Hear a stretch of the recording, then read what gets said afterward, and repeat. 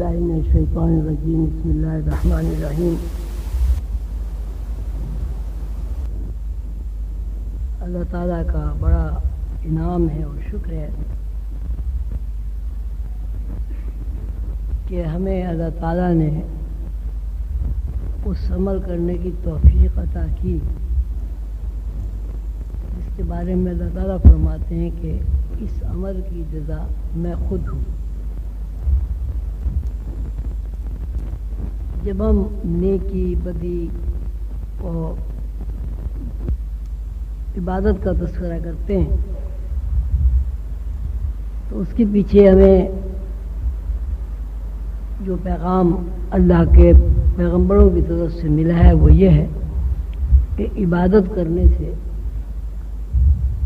اللہ تعالیٰ خوش ہوتے ہیں، انعام و اکرامات سے نوازتے ہیں، اور ان انعام و اکرامات میں سب سے بڑا انعام جنت ہے، یعنی اللہ تعالیٰ جنت عطا فرماتے ہیں۔ لیکن جب روزے کا تذکرہ آتا ہے تو اللہ تعالیٰ فرماتے ہیں کہ روزے کی جزا میں خود ہوں، یعنی جب کوئی بندہ خلوص نیت کے ساتھ روزے کے پورے آداب اور روزے کی پوری جزیات کے ساتھ جو روزے کا تقاضا ہے آدمی روزہ رکھ لیتا ہے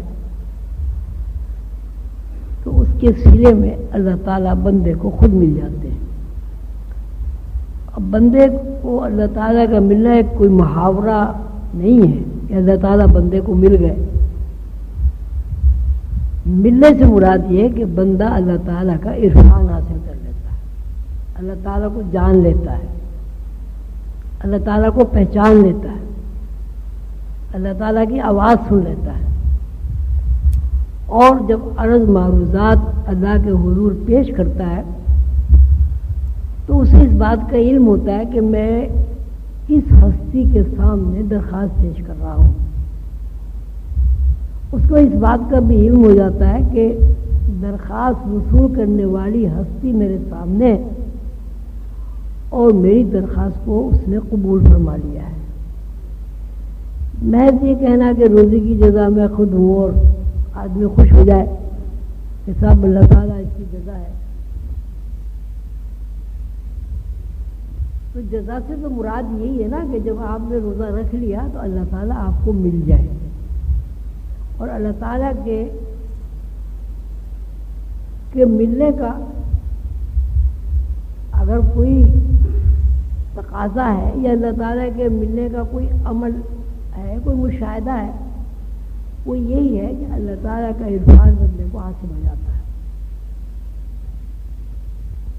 رمضان المبارک کے مہینے میں جو پیغامات اللہ نے دیے ہیں ان میں ایک پیغام یہ بھی ہے کہ رمضان المبارک لیلۃ القدر میں نازل ہوا ہے۔ اِنَّا أَنزَلْنَاهُ فِي لَيْلَةِ الْقَدْرِ۔ لیلۃ القدر کے بارے میں سیدنا حضور صلی اللہ علیہ وسلم کا ارشاد ہے کہ لیلۃ القدر رمضان میں ہوتی ہے، رمضان کے آخری عشرے میں طاق راتوں میں لیلۃ القدر ہوتی ہے۔ تو قرآن نازل ہوا لیلۃ القدر میں، تو اس کا صاف مطلب ہے کہ لیلۃ القدر میں جو قرآن نازل ہوا، شہر رمضان الذی انزل فیہ القرآن، اللہ تعالیٰ نے یہ بھی فرمایا کہ رمضان کا مہینہ ایسا ہے کہ جس میں قرآن نازل ہوا، شہر رمضان الذی انزل فیہ القرآن۔ ساتھ ساتھ اللہ تعالیٰ نے یہ بھی فرمایا کہ قرآن لیلۃ القدر میں نازل ہوا، اِنَّا أَنزَلْنَاهُ فِي لَيْلَةِ الْقَدْرِ۔ تیسری بات اللہ تعالیٰ نے یہ فرمایا کہ روزے کی جزا میں خود ہوں۔ تو آج کی فکری نشست سے مراد یہ ہے کہ ایسی نشست ہو جس سے غور و فکر کیا جائے، کسی بات کو سمجھنے کے لیے اپنی ذہنی صلاحیتیں، عقل اور فہم و بصیرت کو استعمال کیا جائے۔ ایک تو یہ سن لیا آپ نے، اب میں بھی ایک صدی پورے کرنے والا ہوں، 25 سال اور گزر جائیں تو ایک صدی پوری ہو جائے گی، میں بھی ہمیشہ یہی سنتا آیا ہوں کہ روزے کی جزا اللہ ہے، قرآن شریف رمضان شریف میں کے مہینے میں نازل ہوا، قرآن شریف لیلۃ القدر میں نازل ہوا۔ اب جب اس کی سوچ اور فکر سے اس کو غور کیا گیا تو بہت ساری باتیں منکشف ہوئی، بہت ساری باتیں سامنے ہوئی۔ پہلی بات یہ ہے کہ اللہ تعالیٰ نے یہی بات کیوں فرمائی کہ شہر رمضان الذی انزل فیہ القرآن، رمضان کا مہینہ ایسا ہے جس میں قرآن نازل ہوا۔ جب سے قرآن تو 12 مہینے نازل ہوتا رہا، یہ ایسا تو نہیں ہوا نا کہ بھئی جب رمضان ہوا جبھی وہی آئی ہو۔ رمضان تو پورے سال کئی سال تک نازل ہوتا رہا۔ اِنَّا أَنزَلْنَاهُ فِي لَيْلَةِ الْقَدْرِ، لَيْلَةُ الْقَدْرِ میں قرآن نازل ہوا۔ ایسا بھی نہیں ہے کہ بھئی رات ہوئی ہو، رمضان کا مہینہ ہو، آخری عشرہ ہو، آخری عشرے کی کسی طاق میں ہی قرآن نازل ہوا ہو، اس کے بغیر نازل ہی نہ ہوا ہو، ایسا بھی نہیں ہوا۔ قرآن تو نازل ہوتا رہا، رات میں بھی نازل ہوتا رہا، دن میں بھی نازل ہوا، عصر میں بھی ہوا، مغرب میں بھی ہوا، فجر میں بھی ہوا، رات کو بھی ہوا۔ تو یہ کیا بات ہوئی؟ سوچنے کی بات یہ ہے کہ رمضان کا مہینہ کس طرح قرآن کے نزول کا مہینہ ہے، یہ ڈھونڈنا ہے۔ لیلۃ القدر سے کیا مراد ہے کہ اللہ تعالیٰ نے فرمایا کہ قرآن لیلۃ القدر میں نازل ہوا، جبکہ قرآن تو نازل ہوتا ہی رہا۔ تو جب آپ سوچیں گے تو اس میں پہلی بات تو آپ کو یہ نظر آئے گی کہ رمضان کے مہینے میں جو اعمال و افعال سرزد ہوتے ہیں، ان اعمال و افعال کے کرنے سے جو واردات و کیفیات کا نزول ہوتا ہے، ان واردات و کیفیات میں قرآن نازل ہوتا ہے۔ اب وہ جب بھی وہ کیفیات ہو جائیں، مثلاً شعبان میں ہو جائے، ربیع الاول میں ہو جائے، جمادی الاول میں ہو جائے، جمادی الثانی میں ہو جائے، یعنی قرآن کا جو نزول ہے وہ مخصوص کیفیات میں، مخصوص حالت میں اور مخصوص اللہ کے رسول محمد الرسول اللہ صلی اللہ علیہ وسلم کی ذہنی کیفیات میں نازل ہوا۔ اور جب بھی وہ کیفیات ہوئیں اس کو ہم رمضان کے علاوہ کوئی نام نہیں دے سکتے، اس لیے کہ شہر رمضان الذی انزل فیہ القرآن۔ اب سوچنا یہ کہ رمضان کے مہینے میں کیا ہوتا ہے، ہم لوگ کیا کرتے ہیں اور ہماری کیفیات میں کیا رد و بدل ہو جاتا ہے جو 11 مہینے نہیں ہوتا۔ اب آپ شروع ہو سحر، صبح آپ اٹھتے ہیں، سحری کا اہتمام کرتے ہیں، اور ذہن میں یہ بات ہوتی ہے کہ سحر جو ہے وہ صبح صادق کے وقت تک ہے، صبح صادق کے بعد ہمیں کچھ کھانا پینا نہیں ہے۔ اگر ہم نے صبح صادق کے بعد کچھ کھا لیا تو ہمارا روزہ نہیں ہوگا۔ جیسے ہی صبح صادق ہوتی ہے، اذان ہوتی ہے، آپ پانی پی کے کلی کر کے روزے کی نیت کر لیں، سو میں قدم نوے تو شہر رمضان، یعنی نیت کر لیا آپ نے کہ بھئی میں روزے کی نیت کر رہا ہوں۔ نیت کے بعد کیا ہوتا ہے؟ نیت کے بعد یہ ہوتا ہے کہ جب تک افطار کا وقت نہیں ہوتا، جب تک افطار کا وقت نہیں ہوتا، یا مغرب کی اذان نہیں ہوتی، یا سورج غروب نہیں ہوتا، آپ کچھ کھاتے پیتے نہیں۔ گرمی ہو سردی ہو، اب تو ماشاءاللہ روزے بہت ہی آسانی سے گزر گئے، بہت اچھا موسم تھا، لیکن جب جون جولائی کا مہینہ ہوتا ہے زبانیں خشک ہوتی ہیں، حلق خشک ہو جاتا ہے، لوگ مساجد میں، میں نے دیکھا ہے جمعے کے روز گیلے تولیے کر کے سر پہ رکھ کے مساجد میں آتے ہیں، سب کچھ ہونے کے باوجود زبان سوکھ جاتی ہے، حلق میں کانٹے پڑ جاتے ہیں، آدمی پانی کا ایک قطرہ حلق سے نیچے نہیں جانے دیتا۔ یہ رمضان کا نہ کوئی چیز وہ کھاتا ہے، نشہ کرتا ہے، فروٹی سگریٹ پیتا ہے وہ نہیں پیتا، پان کھاتا ہے وہ نہیں، کچھ بھی ہو جائے اس نے افطار کے وقت تک اپنا منہ بند رکھنا ہے. ساتھ ساتھ یہ بھی ہے کہ رمضان میں آدمی کو غصہ نہیں کرنا. یہ روزے کے آداب میں سے کہ غصہ نہیں کرنا، دن رات نہیں آنی چاہیے. وہ جتنی بھی اس سے ممکن ہوتا ہے اس بات کی کوشش کرتا ہے کہ غصہ نہیں، لیکن وہ غصہ نہیں کرتا. کوشش کرتا ہے کہ میں غصہ نہ کروں. اس سے یہ بھی بتا دیا گیا ہے کہ اگر غصے میں کسی کی دل آزاری ہو جائے تو سر سے نظر کر کے اس سے معافی مانگ لو کہ بھائی معاف کرنا، میں روز سکتا ہوں، معاف کر دینا بھائی. غصے کے ساتھ ساتھ رمضان میں وہ غیبت بھی نہیں کرتا. اسی لیے اسے پتا ہے کہ اگر میں نے کسی کی غیبت کی تو میرا روزہ مکروہ ہو جائے گا، خراب ہو جائے گا. کوئی بھی حیائی کا کام بھی نہیں کرتا. انتہا یہ کہ جو اللہ تعالیٰ نے میاں بیوی کو جو عمل کرنے کی اجازت دی ہے وہ اس سے بھی پرہیز کرتا ہے. اس کا مطلب یہ ہے کہ ہر جائز چیزوں سے بھی وہ اپنے آپ کو روک کے رکھتا ہے. کھانا وہ نہیں کھاتا، پانی وہ نہیں پیتا، جھوٹ وہ نہیں بولتا، غیبت وہ نہیں کرتا، حق تلفی وہ نہیں کرتا، کسی کی دل آزاری وہ نہیں کرتا. اب آپ یہ غور فرمائیں کہ اگر یہ ساری چیزیں کوئی بندہ کرتا ہے تو اس کے سامنے اس کے پیچھے مقصد صرف یہ ہے کہ یہ کام اللہ کے لیے میں کر رہا ہوں، روزہ بھی میں نے اللہ کے لیے رکھا ہے اور روزے کی جزا اللہ ہے. یعنی اس نے ہر جائز چیز کو اپنے اوپر حرام کر لیا ہے. کیوں؟ اس لیے کہ وہ اللہ کی خوشنودی چاہتا ہے.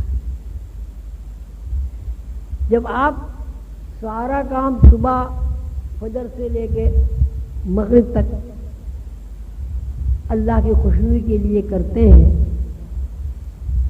تو اس کا کیا مطلب ہوا؟ اس کا مطلب یہ کہ آپ کا لاشعوری طور پر، روحانی طور پر اللہ سے ایک رابطہ اور تعلق قائم ہو گیا ہے. اللہ کے لیے سب کچھ کر رہے ہیں. جب اللہ کے لیے رابطہ اور تعلق قائم ہو گیا تو اللہ کو آپ غیب کے علاوہ کوئی نام نہیں دے سکتے. اللہ تو غیب الغیب غیب ہے.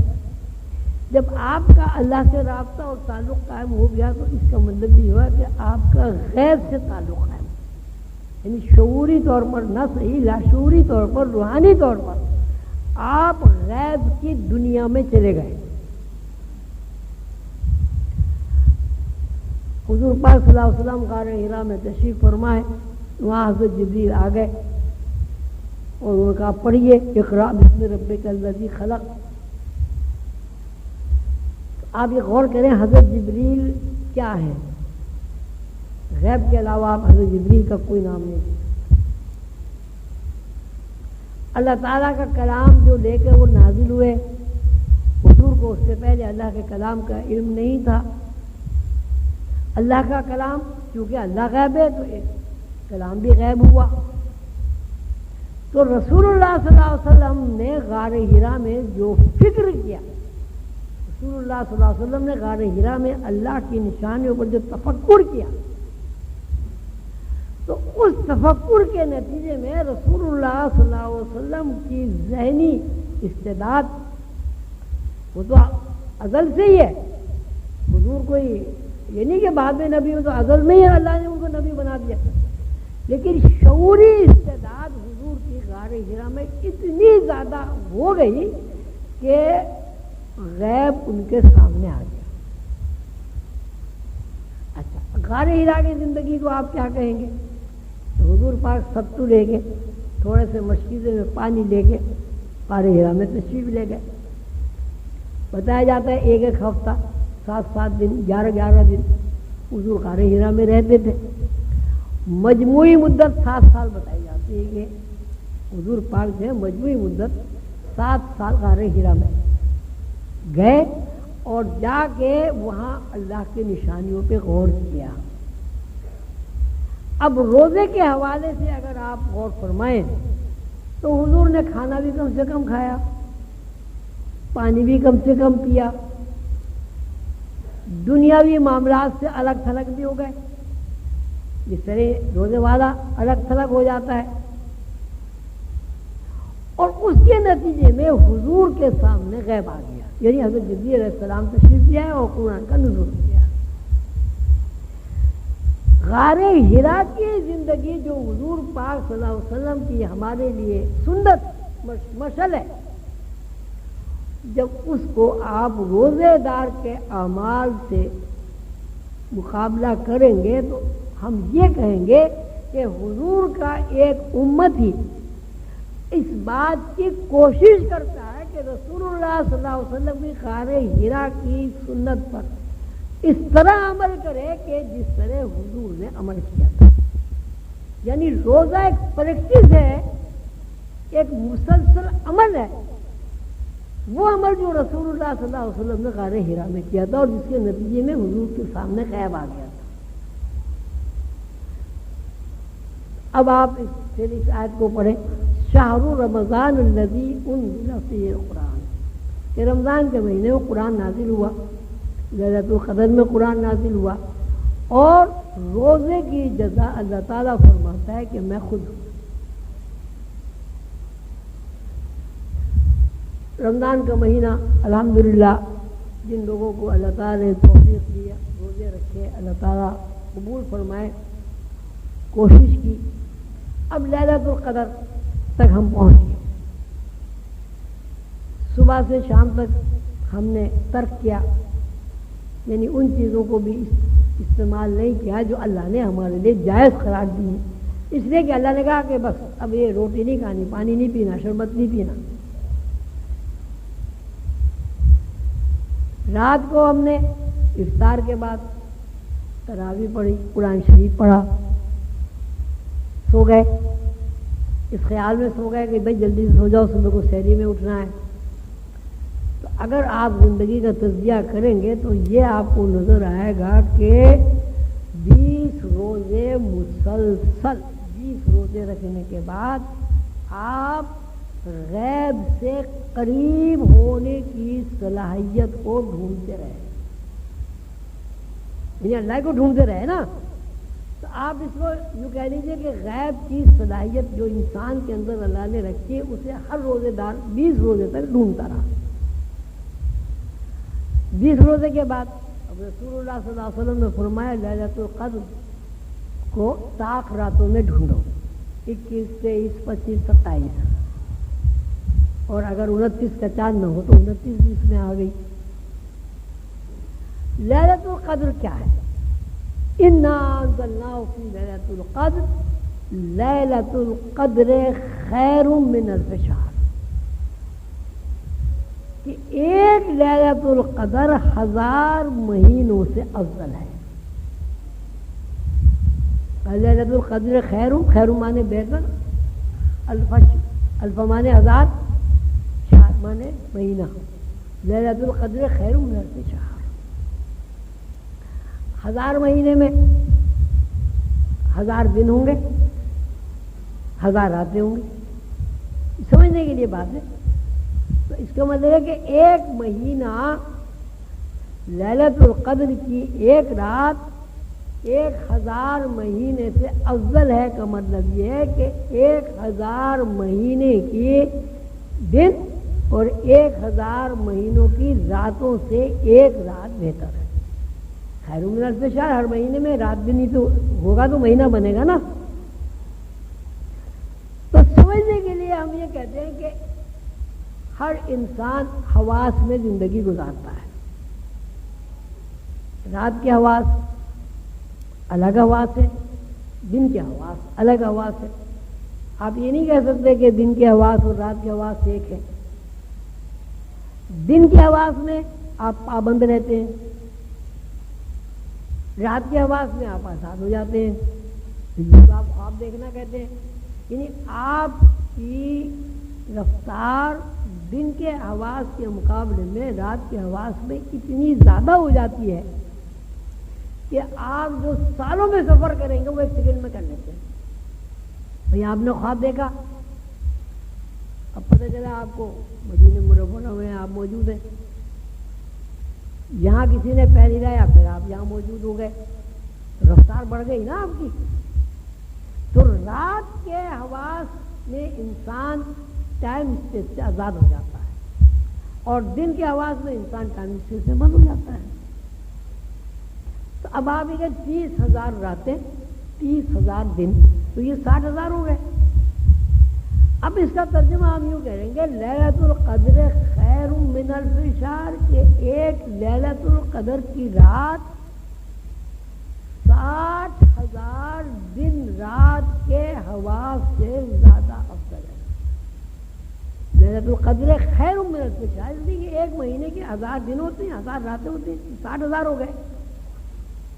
یعنی ایک رات میں جتنا آپ سفر کرتے ہیں لیلۃ القدر میں، اگر وہ آپ لیلۃ القدر سے ہٹ کر وہ سفر کریں تو آپ کو اس رات میں سفر کرنے کے لیے 60,000 رات اور دن کا سفر کرنا پڑے.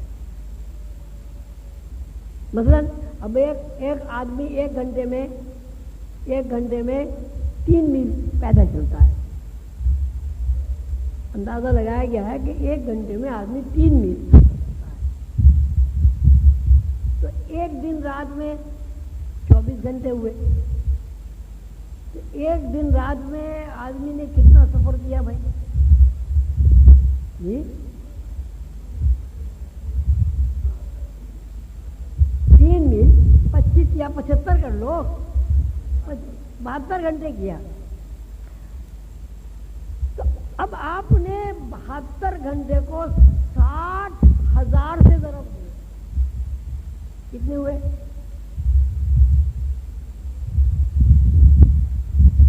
جی 45 45 کر لو، اندازہ نہیں کر 40 کر لو. تو اس کا مطلب یہ کہ ایک لیلۃ القدر کے حواس اگر آپ کے اندر بیدار اور متحرک ہو جائیں تو ایک رات میں آپ 40 لاکھ میل سفر کی صلاحیت حاصل کریں. جب 40 لاکھ میل سفر کرنے کی صلاحیت آپ نے حاصل کر لی، اب اس کو کیا ہوگا؟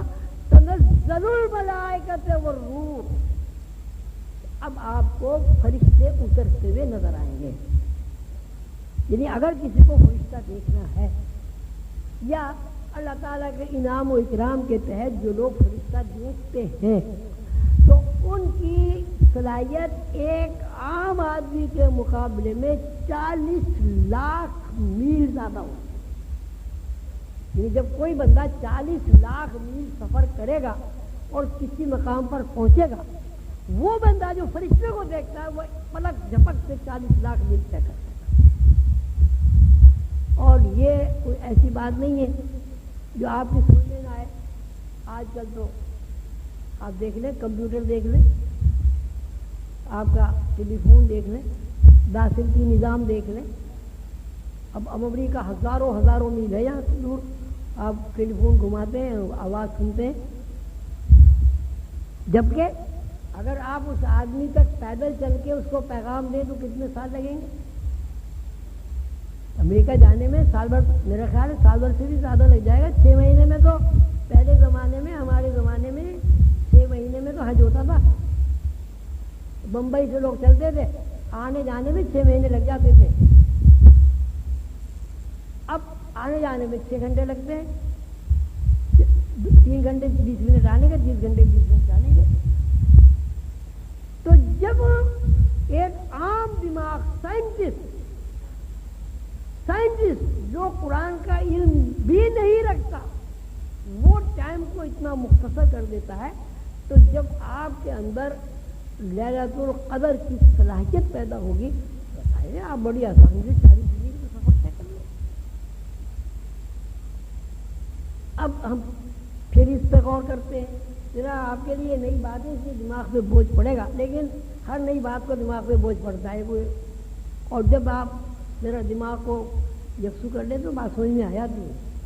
اب کسی بچے کو آپ ضرب تقسیم کے سوال سمجھائیں نا، اس کے دماغ پہ بہت بوجھ پڑے گا. لیکن جب آپ اسے بار بار پہاڑے یاد کر کے سمجھاتے تو وہ بڑے بڑے سوال بھی کر لیتا ہے. اب ہم یوں کہیں گے کہ رسول اللہ صلی اللہ علیہ وسلم پر جب بھی قرآن نازل ہوا حضور پاک صلی اللہ علیہ وسلم کی اسپیڈ 40 لاکھ میل فی گھنٹہ تھی. یہ ایک یعنی ہم متعین نہیں کر سکتے، مثال کی بات ہے. جب بھی قرآن نازل ہوا تو رسول اللہ صلی اللہ علیہ وسلم کی اسپیڈ 40 لاکھ میل فی گھنٹہ ہو گئی. شہر رمضان الذی انزل فیہ القرآن، یعنی قرآن کا نزول عام شعوری کیفیت میں نہیں ہوتا، اس کے لیے اللہ تعالیٰ نے مخصوص صلاحیت اپنے حبیب بندے محمد رسول اللہ صلی اللہ علیہ وسلم کو عطا فرمائی. اب حضور پاک صلی اللہ علیہ وسلم فرماتے ہیں کہ لیلۃ القدر میں تلاش کرو.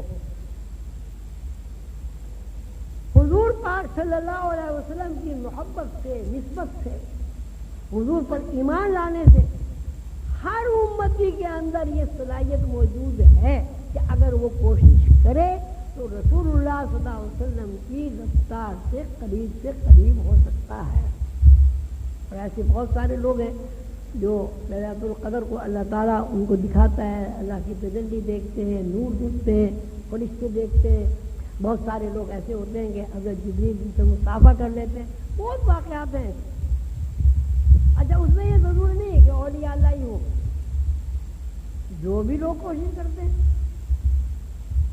جیسی ان کی رفتار وہ ہو جائے، یعنی روزے کو اس کے آداب کے ساتھ اگر رکھ لیا جائے 20 روزے تک، اور اس کے بعد جاگنے کا، عبادت کا، قرآن کریم کی تلاوت کا، نوافل کا، درود شریف کثرت سے پڑھنے کا اہتمام کیا جائے تو انسان کی ظاہر رسول اللہ صلی اللہ علیہ وسلم کی جو اسپیڈ ہے وہ تو کسی کی نہیں ہو سکتی. یہ نہیں ہو سکتا کہ بھئی رسول اللہ صلی اللہ علیہ وسلم کی اسپیڈ کو بندہ پہنچ جائے گا، ہو سکتا.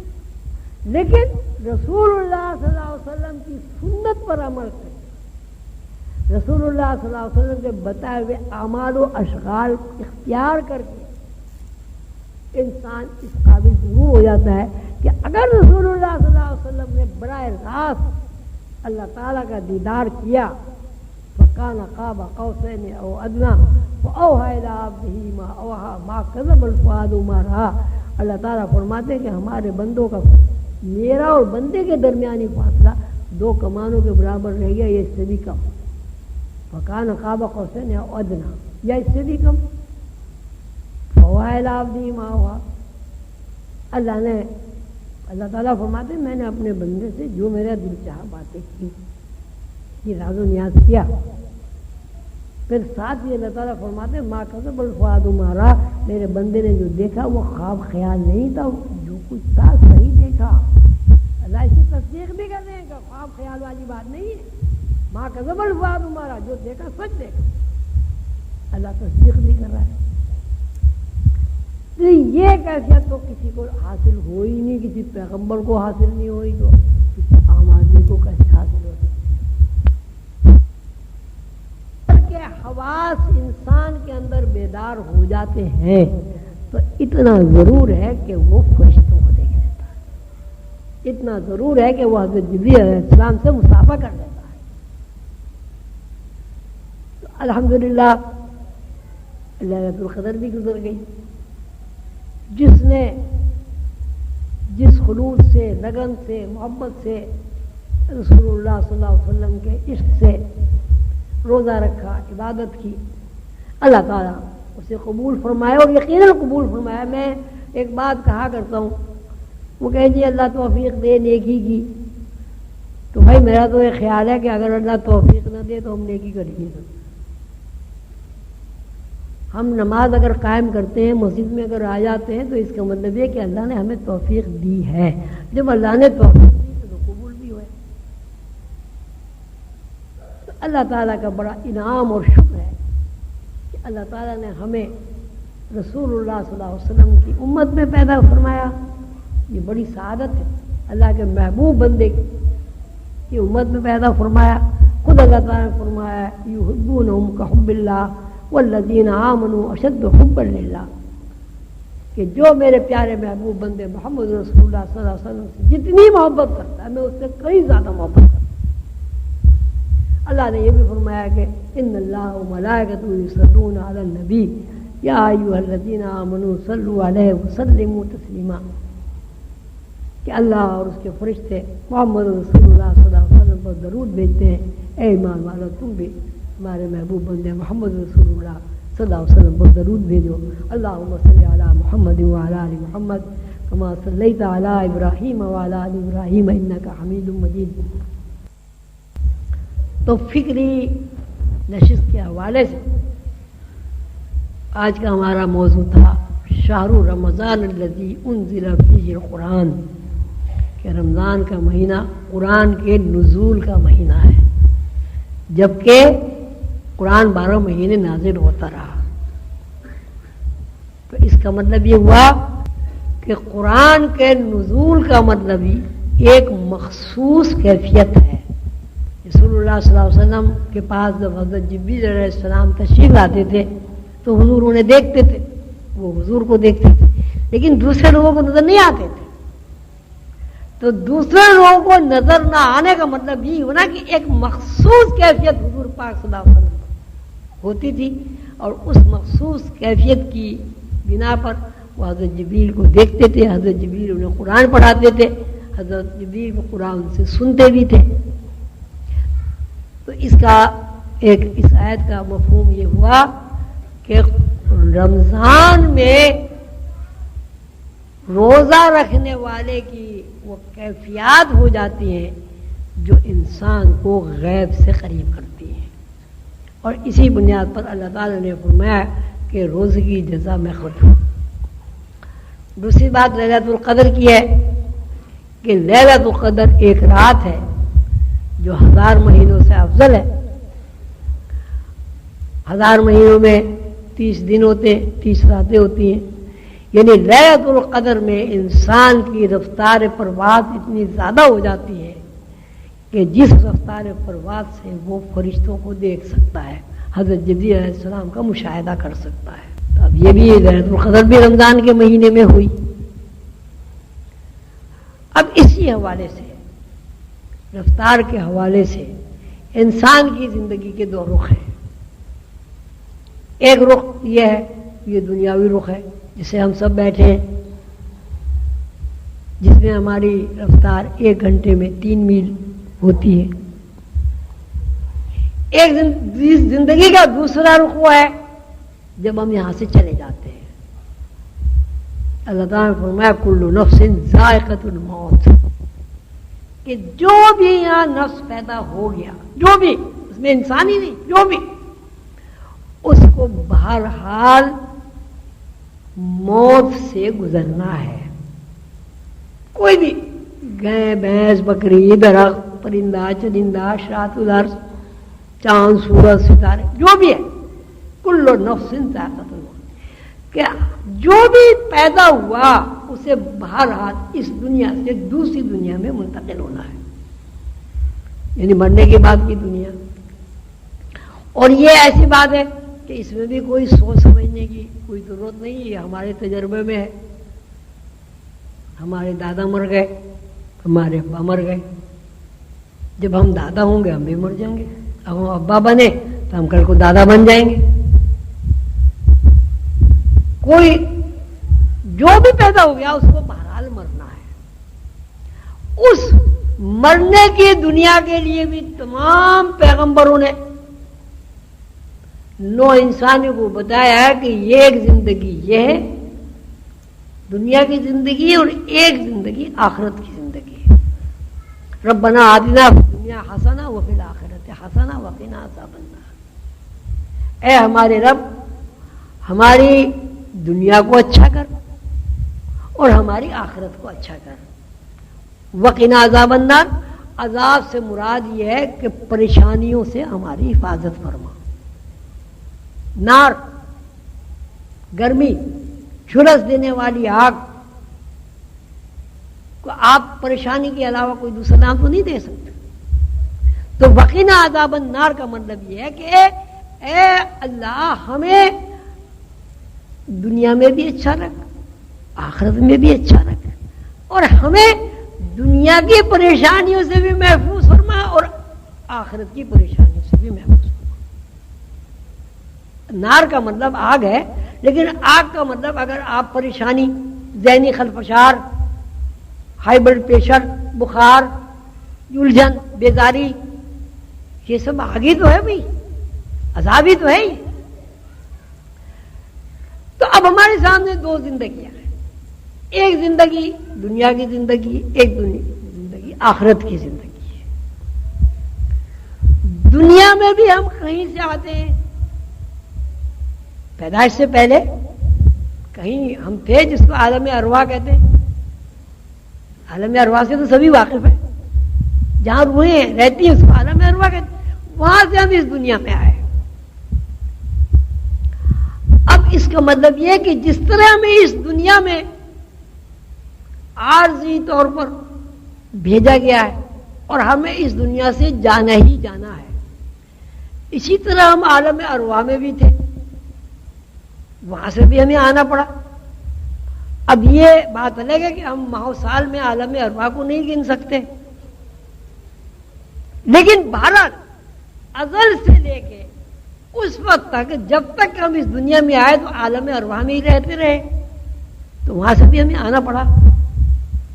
پھر ہم اس دنیا میں آئے، اللہ تعالیٰ نے فرمایا مستقر و متاع الی حین، کہ ہم نے تمہیں اس دنیا میں بھیجا ہے لیکن مستقل یہاں نہیں رہنا، ایک وقت مقررہ کے لیے آپ کو بھیجا ہے.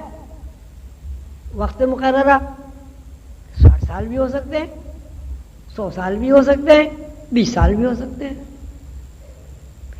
لیکن یہ نہیں کہہ سکتے آپ کہ جو بندہ یہاں پیدا ہو گیا وہ کبھی مرے گا نہیں، یہ نہیں ہو سکتا. جو بندہ پیدا ہوا مر گیا، آدم سے لے کے اب تک اربوں خربوں آدمی آئے مر گئے، اس دنیا سے اس دنیا میں چلے گئے. یعنی جتنے وقت مقررہ کے لیے اللہ تعالیٰ نے بھیجا تھا یہاں رہے پھر چلے گئے. اب یہاں وقت مقررہ سے جانے کے بعد آپ مرنے کے بعد کے عالم میں چلے گئے، اس کو مرنے کے بعد کی زندگی کہتے ہیں. جس طرح آپ عالم ارواح سے یہاں آئے، وقت کے مقررہ تک رہے اور پھر آپ کو جانا پڑے گا، وہاں چلے گئے. وہاں بھی مستقل رہائش نہیں ہے. جب وہاں کا وقت مقررہ پورا ہوا آپ عالم حشر و نشر میں چلے گئے. عالم حشر و نشر بھی تو ہوگا، مرنے کے بعد ہی تھوڑی ہوگا عالم حشر و نشر. وہاں رہو گے، قبر کا عذاب جھیلو گے، یا قبر کی راحتیں سمیٹو گے، جنت کی کھڑکی کھلے گی، یا دوزخ کی آگ سامنے، جو بھی بتایا گیا.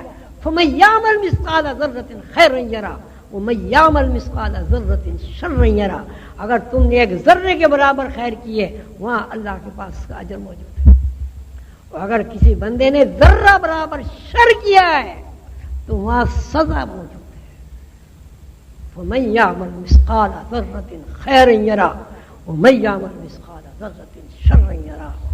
ایسا نہیں ہے کہ یہاں اگر آپ نے کوئی جرم کر لیا اور بچ گئے تو وہاں بھی بچ گئے، وہاں کوئی نہیں بچتا. وہاں فرشتوں کے پاس حساب کتاب ہے. 2 فرشتے ہر وقت آپ کے کندھے پہ سوار ہیں. حدیث شریف میں ہے کہ اگر کوئی خیر کرتا ہے تو خیر لکھ لی جاتی ہے، اگر کوئی شر کرتا ہے تو شر لکھ لیا جاتا ہے. ایسے لکھنے کو اور ان کرامن کاتبین کو، کرامن کاتبین ہی کہتے ہیں نا. آپ موجودہ سائنسی دور میں سائنسی زبان میں سمجھنے کی کوشش کریں. آپ کے دونوں کندھوں پہ 2 ویڈیو کیمرے نصب ہیں. اب یہاں ایک ویڈیو کیمرہ آپ لگا دیں، 24 گھنٹے جو بھی آئے گا اس کی ہر حرکت وہ کیمرہ نوٹ کرتا رہے گا. آپ بیٹھے ہوئے گھر دیکھتے رہیں. آپ نے دیکھو نا ایئرپورٹ میں کتنے کیمرے لگے ہوئے ہیں، آدمی پھر رہا ہے، چل رہا ہے، یعنی ہر چیز آپ کی ریکارڈ ہو رہی ہے. تو کرامن کاتبین کو سمجھنے کے لیے آپ ویڈیو کیمرے کے آپریٹر سمجھ لیں کہ 2 بندے بیٹھے ہوئے، ایک ادھر اور انہیں ویڈیو کیمرہ رکھا ہوا ہے. ایک فرشتے نے ویڈیو کیمرہ اس اینگل پہ لگایا ہے کہ اگر یہ ذرا سی بھی شر کرے کٹ، اور اگر یہ ذرا سی بھی خیر کرے کٹ دینے سے اس کی فلم بن جائے۔ اب اس میں فلم میں پلک جھپکنا بھی آ گیا، کسی سینما میں جانا ہے وہ بھی آ گیا، شراب خانے میں کوئی گیا وہ بھی ریکارڈ ہو گیا، کوئی بندہ مسجد میں گیا وہ بھی ریکارڈ، کوئی بندہ کسی محفل میں میلاد میں گیا وہ بھی ریکارڈ ہو گیا، کسی بندے نے کسی کی دل آزاری کی وہ بھی، لیکن اب فلم بن رہی نا، آپ فلم بناتے نہیں، اب شادی بیاہ میں فلم جب بنتی ہے اس میں یہ تو نہیں ہوتا کوئی مخصوصی حرکات، وہاں تو جو کچھ ہو رہا ہے سب آ جاتا ہے، پتہ بھی نہیں ہوتا کیا فلم میں بن گیا۔ تو یہ دو کیمرے دو کندھوں پر فٹ ہے اور ان کو چلانے والے دو فرشتے ہیں، کرامن کاتبین ان کا نام ہے۔ اب اس آیت کو پڑھیں، فَمَن يَعْمَلْ مِثْقَالَ ذَرَّةٍ خَيْرًا يَرَهُ، کہ اگر خیر کی ذرا سی بھی کوئی حرکت ہوئی ہے وہ کیمرے میں ریکارڈ ہو گئی، اور اگر شر کی ذرا سی کوئی حرکت ہوئی ہے وہ بھی ریکارڈ ہو گئی۔ اس کا مطلب یہ ہو کہ دنیا میں آنے کے بعد آپ نے جو بھی کچھ کیا ہے وہ اللہ تعالیٰ کے نظام کے تحت ریکارڈ ہے، یعنی اس کی فلم بن گئی۔ بات سمجھ میں آ رہی یا نہیں آ رہی؟ فلم بن گئی اس کی۔ اب فلم مطلب اب میں نے یوں ہاتھ ہلایا اور کیمرے میں فلم آ گئی۔ یہاں اگر یہ کوئی کیمرہ ہو تو میرے ہونٹ کا ہلنا، آنکھوں کا چپکنا، ہاتھ ہلانا، ادھر ادھر دیکھنا، آپ سے باتیں کرنا، سبھی کچھ ریکارڈ ہو رہا ہے نا۔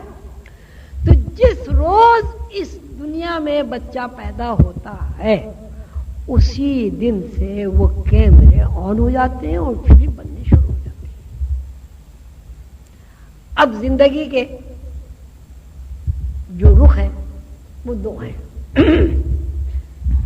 ایک اچھا رخ ہے، ایک برا رخ ہے۔ اللہ اور اللہ کے رسول کی باتوں پر عمل کرنا اچھا رخ ہے،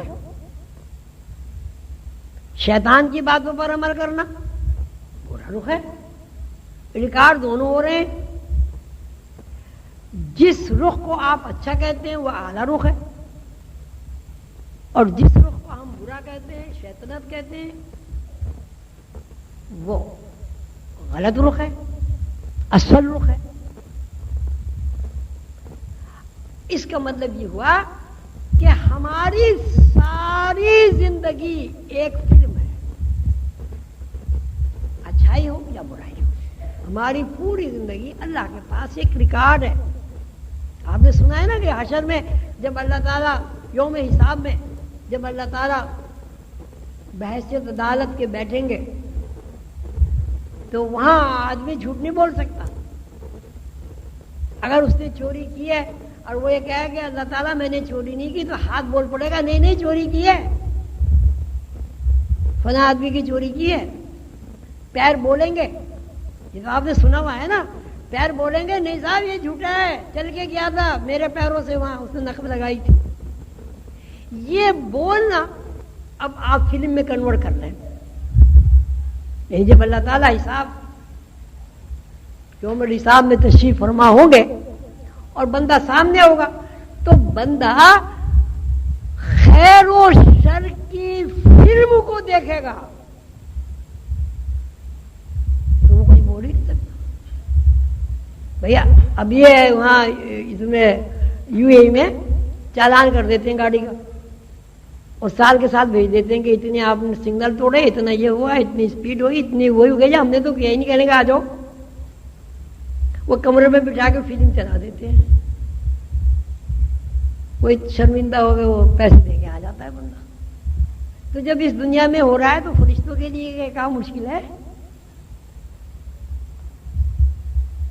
اب اللہ تعالیٰ کا دیکھیے، یہ اصل میں غور و فکر کی تقریر وقریر نہیں ہے، یہ غور و فکر کی ایک مجلس ہے۔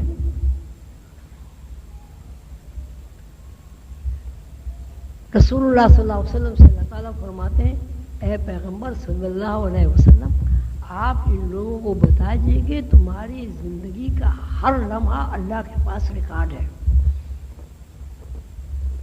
یہ بھی ریکارڈ ہے کہ کتنے سانس لیے، یہ بھی ریکارڈ ہے کہ پانی کتنا پیا، یہ بھی ریکارڈ ہے کہ کھانا کتنا کھایا، یہ بھی ریکارڈ ہے کہ غیبت کتنی کی، یہ بھی ریکارڈ ہے دل آزاری کتنی ہوئی، یہ بھی ریکارڈ ہے کہ اللہ اور اللہ کے رسول کے نام پر تفرقے ڈال کے کتنے قتل کیے، کتنی جانیں لی، کتنے اپنے بھائیوں مسلمانوں کو کافر کہا، جبکہ اللہ تعالیٰ نے رسول اللہ صلی اللہ علیہ وسلم کی تعلیمات کے مطابق فرمایا کہ کافر کو بھی کافر کرو. ہو سکتا ہے جس سے تم اسے کافر کہہ رہے ہو وہ اسلام لے آیا ہو. یہ سب ریکارڈ ہے. اللہ تعالیٰ فرماتے ہیں وہ مادرا کا مائلین، اے ہمارے محبوب بندے محمد الرسول اللہ صلی اللہ علیہ وسلم آپ کیا سمجھے علیین خیر کیا ہے بتانے کے لیے. حضور کو تو سب پتا ہے. اللہ تعالیٰ کا ایک تخاطب کا ایک طریقہ ہے. وہ مادرا کا مائلین، آپ کیا سمجھے اعلیٰ زندگی کیا ہے، بلندی کیا ہے، رفعت کیا ہے، نیکی کیا ہے، خلوص و ایثار کیا ہے، سخاوت کیا ہے، عبادت کیا ہے، ریاضت کیا ہے. کتاب المرقوم ایک لکھی ہوئی کتاب ہے. اب اس لکھی ہوئی کتاب کو آپ کہتے ہیں ایک فلم ہے، ویڈیو فلم ہے. ترجمہ ہی کرنا ہے نا. لکھی ہوئی کتاب دستاویز ہی ہوئی نا، تو فلم کیا دستاویز نہیں ہے؟ وہ مادرا کا مائلین، آپ کیا سمجھے اعلیٰ زندگی کیا ہے، خیر کیا ہے، جزا کیا ہے. ایک فلم ہے، ویڈیو فلم ہے، کتاب المرقوم ہے.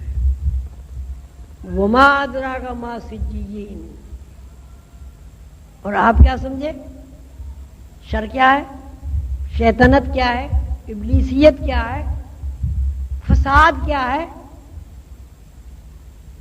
کتاب المرقوم لکھی ہوئی کتاب ہے، ویڈیو فلم ہے. انسان جب اس دنیا سے اس دنیا میں جاتا ہے تو اس سے پہلے ہی اس کو اس بات کا علم ہو جاتا ہے کہ میری دونوں فلم میں کون سی فلم جو ہے بھری ہوئی ہے اور کون سی فلم خالی ہے. اس کا ضمیر اس کو بتا دیتا ہے. اور جب وہ مرتا ہے تو مرنے کے بعد دیکھیے آپ کو یہ اچھی طرح معلوم ہے، آپ نے بہت بات سنے ہوں گے کہ مرنے کے بعد شریعت نہیں ہے، مرنے کے بعد جزا سزا کے عمل بھی نہیں ہے. یہ نہیں ہے کہ وہاں جا کے آپ خیرات کریں گے تو اس کی آپ کو جزا ملے گی، وہاں خیرات ہے ہی نہیں. یہ نہیں کہ آپ وہاں بے ایمانی سے بچیں گے تو آپ کو ثواب ملے گا، وہاں تو کاروبار ہی نہیں ہے. صلہ رحمی کریں گے آپ کو فائدہ ہوگا، وہاں رشتہ داری نہیں ہے. کھانا فری ہے، گھر فری ہے، لباس فری ہے. جو عبادت وہاں کرو کرتے رہو، نہ کرو نہ کرو. اللہ تعالیٰ نے فرمایا لہا ما کسبت ولکم ما کسبتم، جو کچھ کرنا ہے یہاں کرو، یہاں جو کرو گے وہاں ملے گا.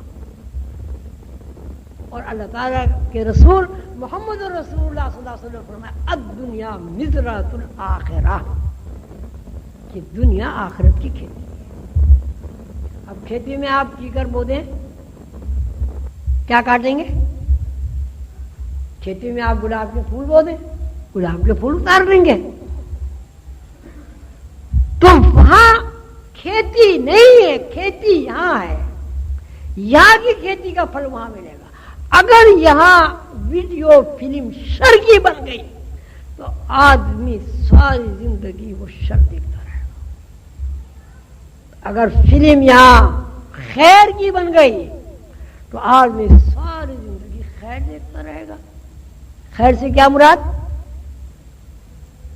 الصلاۃ معراج المومنین، کسی آدمی نے نماز قائم کر لی، اس کو غیب کی دنیا کی معراج ہو گئی، فلم بن گئی، اس سے جنت غیب کیا، جنت کیا غیب سے الگ کوئی چیز ہے؟ دنیا مزرعۃ الآخرہ کہ کسی نے یہاں اگر نماز صحیح پڑھ لی تو وہ جنت کا مستحق ہو گیا، بھائی اللہ تعالیٰ نے فرمایا نا، تو وہ فلم بن گئی۔ اب اس کی مثال اور اس طرح سمجھیں، ایک آدمی نے کسی کا حق مارا، ایک آدمی نے کسی کا حق مارا اور اس طرح حق مار لیا کہ اس بندے کے علاوہ کسی کو پتہ نہیں چلا، اور خوب نمازیں پڑھی، خوب عبادت بھی کی، ریاضت بھی کی، لوگوں کو دھوکہ دیا، حق مارنے کے مرنے کے ملاوٹ کر دی، گھی میں ملاوٹ کر دی، تیل میں ملاوٹ کر دی، آٹے میں ملاوٹ، یہ حق ہی مارنا ہو گیا نا۔ اب وہ سمجھ رہا کچھ نہیں ہوا، کسی کو نہیں پتا، بس مجھے ہی پتا ہے۔ نہیں، ایسا نہیں، وہ فلم بن رہی ہے۔ اچھا، اس فلم کے ساتھ ساتھ یہ بھی ہے کہ اگر آپ نے کوئی کسی غریب آدمی کو کھانا کھلایا تو آپ کا دل خوش ہوا، غریب آدمی کو کھانا کھلانے کا اللہ تعالیٰ کے پاس اجر ہے۔ تو اب فلم یہ یوں بنے گی کہ آپ نے کسی آدمی کو کھانا کھلایا، آپ کے دل میں رحم آیا، آپ نے کھانا کھلایا، اور کھانا کھلا کے آپ خوش ہوئے، ساتھ ہی ساتھ اس کھانے کا جو اللہ کے پاس اجر ہے وہ بھی اس میں شامل ہو گیا۔ آپ نے کسی کی چوری کی، آپ کو اس بات کا علم ہے کہ چوری کی سزا ہاتھ کٹنا ہے، علم ہے نا؟ اب یہاں ہاتھ کٹے نہ کٹے، اس فلم میں ہاتھ کٹ گیا آپ کا، اب فلم یہ بنے گی کہ آپ نے چوری کی۔ اللہ تعالیٰ میں فرمائے سمجھانے کے لیے کہہ رہا ہوں، آپ نے چوری کی، چوری کا مال لے لیا، مقدمہ چلا، ہاتھ کٹ گیا۔ یہ مقدمہ چلا، ہاتھ کٹ گیا آپ کے سامنے نہیں، لیکن اس کی فلم بن گئی ہے، اس لیے کہ آپ کو اس بات کا علم ہے کہ چوری کرنا جو ہے اس کی سزا ہاتھ کٹنا ہے۔ مختصر یہ کہ جب آدمی مر جاتا ہے، جب آدمی مر جاتا ہے تو وہاں وہ اپنے اعمال کی فلم دیکھتا ہے، جو کچھ وہ کر چکا ہے اس کی فلم دیکھتا ہے۔ اب ایک آدمی نے یہ فلم دیکھی کہ میں چوری کی، میں نے، اور مقدمہ چلا اور ہاتھ کٹ گیا۔ جب وہ یہ دیکھتا ہے کہ میں نے چوری کی اور میرا ہاتھ کٹ گیا تو پھر واقع اس کی فیلنگز یہ ہوتی ہیں کہ اس کا ہاتھ کٹ گیا۔ آپ کو صاحب یہ کیسے ہو سکتا ہے، فلم دیکھ کے ہاتھ کٹ گیا، یہ کیا بات ہوئی؟ یہ روز آپ کا تجربہ ہے، جب کوئی فلم دیکھتے ہیں آپ ہنس پڑتے ہیں تو اتنے ہنستے کہ پیٹ میں درد ہو جاتا ہے۔ جب کوئی آپ دہشت ناک سین فلم میں آتا ہے تو آپ ڈر جاتے ہیں، دل دھڑکنا شروع ہو جاتا ہے۔ اگر وہ ایکٹر یا ایکٹریس رو رہا ہے یا رو رہی ہے تو آپ اس کے ساتھ رونے لگتے ہیں، جبکہ آپ کو یہ پتا ہے کہ اس کی اصلیت سے اس کا کوئی تعلق نہیں۔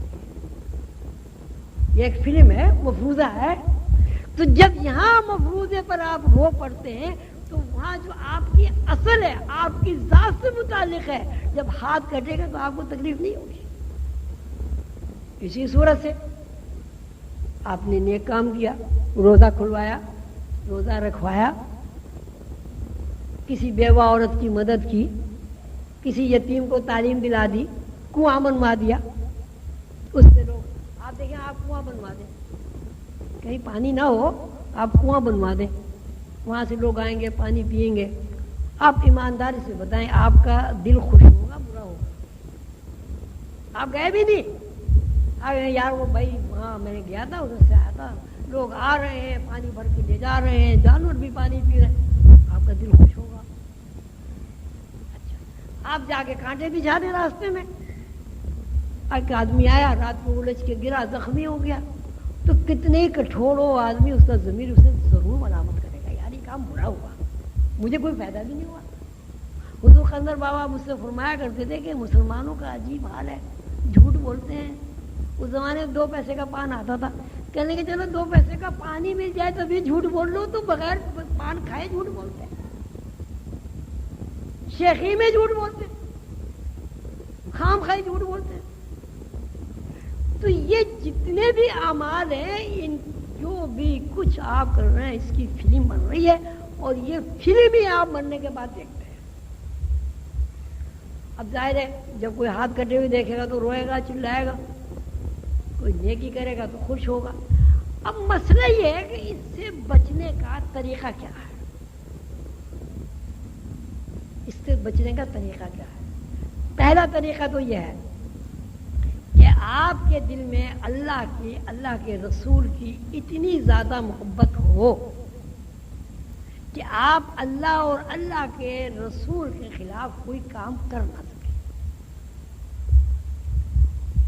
اس میں اللہ تعالیٰ نے جو فرمایا اپنی قربت کے لیے، وہ فرمایا کہ روزہ ایک ایسا عمل ہے کہ اس کی جزا میں ہو.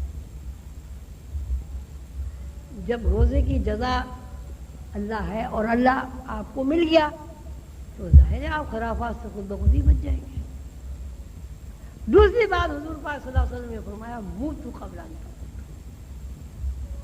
مر جاؤ مرنے سے پہلے عالم سے واقفیت حاصل کر لو. اور یہ بھائی کب ہوگی؟ جب آپ کی نظر میں وسعت پیدا ہوگی اور جب آپ کی اسپیڈ بڑھ جائے. اور اسپیڈ بڑھانے کا قانون اللہ تعالیٰ نے سورہ قدر میں فرمایا انا انزلنا فی لیلۃ القدر، لیلۃ القدر خیر من الف شہر. اصل میں موضوع میں نے لمبا چھیڑ دیا، اس لیے وقت بہت چاہیے تھا. بہرحال کچھ تھوڑی بہت بھی بات سمجھ میں آ گئی ہوگی. اب بسم اللہ کر کے 5 منٹ کے لیے مراقبہ کر لیں، اس کے بعد انشاءاللہ پھر اسٹارٹ کریں. بسم اللہ الرحمن الرحیم. 11 دفعے درود شریف، 11 دفعے یا حی یا قیوم پڑھ کے مراقبہ کریں کہ مجھے اللہ دیکھ رہا ہے.